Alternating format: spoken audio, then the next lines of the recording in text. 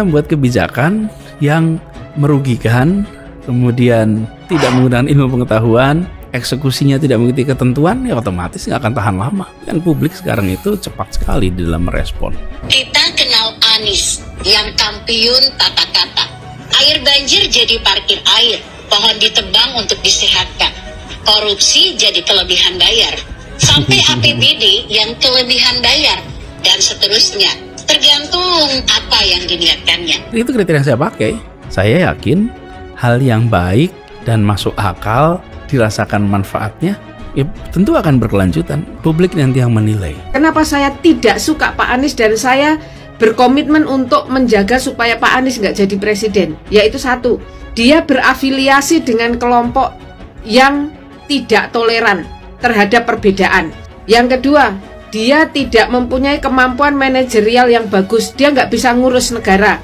Yang ketiga, inovasi apa yang diciptakan Pak Anies Baswedan di Jakarta?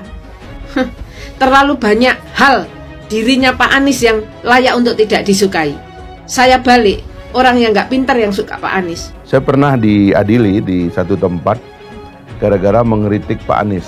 DKI ini terlalu banyak. Jangan yang diperbaiki cuma Jalan Sudirman Tamrin, keliling tuh sampai ke pelosok-pelosok. Kotor itu, sampah di mana-mana. Dalam hal ini ikut Ahok lah, ya. Ya benar Ahok itu, teknis saja. Bahkan nggak usah banyak ngomong, teknis saja. Yakinkan orang bikin ini, bersihkan ini, bersihkan itu. Itu aja kerjaannya, mondar-mandir keliling, ini kotor, bersihkan. Bila perlu dia ngantor di mobil aja, dia keliling Jakarta itu. Ada jalan lubang, tutup, ya kan? Tuh. Jangan lu banyak pidato kayak. Dan ini soal negara, ini bukan soal saya. Ini soal ngurus negara. Sekarang ini ada video yang katanya Anies dibaptis. Namanya menjadi Yohanes. Hukum baptis sendiri adalah penyucian dosa dan keimanan. Artinya kalau Anies dibaptis, dia sudah mengaku dirinya keluar dari Islam. Tapi kalau Anies yang jawab, bisa sejuta tafsir. Karena kita tahu semua yang dilakukannya untuk kepentingan politik. Bakar hiyo di kelenteng sudah, dibaptis sudah. Habis ini acara di pura, wihara, dan bisa juga rumah bordir. Tapi sejak Indonesia ada, baru kali ini ada orang yang nafsunya jadi pemimpin kayak kesurupan. Mau jadi gubernur, umat Islam dibelah. Ini mau jadi presiden, Indonesia dicacat. Pasukan Poplak, Bindungu yang mendukungnya pasti senang aja. Bapak Ibu sekalian, gak usah khawatir ya gitu. Itulah pegangan saya. Nah, maka hormati. Bukan itu. Masalahnya Pak Anies menerima penganugerahan dan pengangkatan itu. Ingat ya, itu kelompok yang dinyatakan sesat. Setelah saya mendengar berita bahwa ada kelompok yang di Nasrani sendiri dinyatakan aliran itu sesat, yaitu aliran Alfa Omega yang memberikan anugerah nama dan pengangkatan Pak Anies Baswedan sebagai ondofolo atau imamnya mereka. Jadi namanya Pak Anies sekarang adalah Yohanes Anies Baswedan. Anak kami Anies datang di rumah Tuhan. Dijelaskan dengan nama Yohanes. Amin. Mantan Gubernur DKI Jakarta periode 2017-2022, Anies Baswedan merespons terkait adanya upaya de-anisisasi dalam lingkup Pemprov DKI di era kepemimpinan PJ Gubernur Heru Budi Hartono. Hal itu disampaikan Anies dalam laman YouTube Total Politik dengan judul "Tanggapan Mengejutkan Anies Baswedan Soal Kepemimpinan Jakarta Hari Ini". Anies mengatakan jika suatu program itu benar, baik, dan dirasakan manfaatnya oleh rakyat, otomatis akan dipertahankan. Kini jadi sebuah proyek, sebuah program yang dirancang dengan menggunakan ilmu pengetahuan, dengan menggunakan akal sehat, dan mengedepankan kepentingan rakyat, kepentingan orang banyak dengan sendirinya.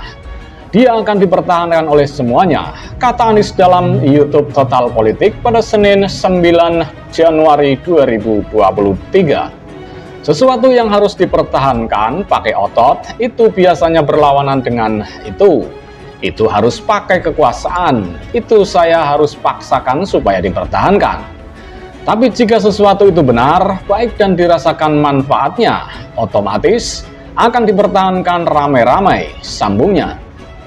Anies mencontohkan sebuah program tidak dirasakan manfaatnya bagi orang banyak dan tidak mengandalkan ilmu pengetahuan, maka segala cara dilakukan untuk memastikan program tidak dihapus. Namun, jika dirasakan oleh orang banyak, maka akan dipertahankan. Misalnya, saya membuat sebuah program yang tidak bermanfaat bagi orang banyak, kemudian dia tidak mengandalkan kepada ilmu pengetahuan, maka saya harus membuat segala macam aturan untuk memastikan jangan sampai dihapus. Tapi, kalau program dirasakan orang banyak, otomatis dipertahankan. Jadi itulah namanya yang disebut kebijakan publik, ujar Anies. Anies melanjutkan, bila sebuah program yang telah dirasakan manfaatnya diubah, otomatis publik akan bereaksi.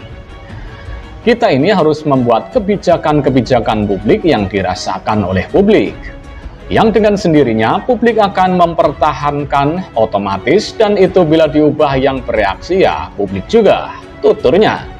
Sebagai informasi, salah satu yang diubah PJ Gubernur DKI Jakarta, yakni slogan Jakarta Kolaborasi, kini diganti Heru menjadi Sukses Jakarta untuk Indonesia.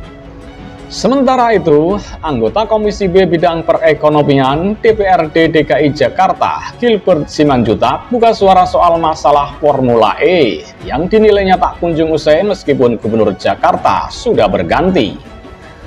Dia meminta penjabat atau PJ Gubernur DKI, Heru Budi Hartono, tidak mengikuti jejak terdahulunya, yaitu Anies Baswedan.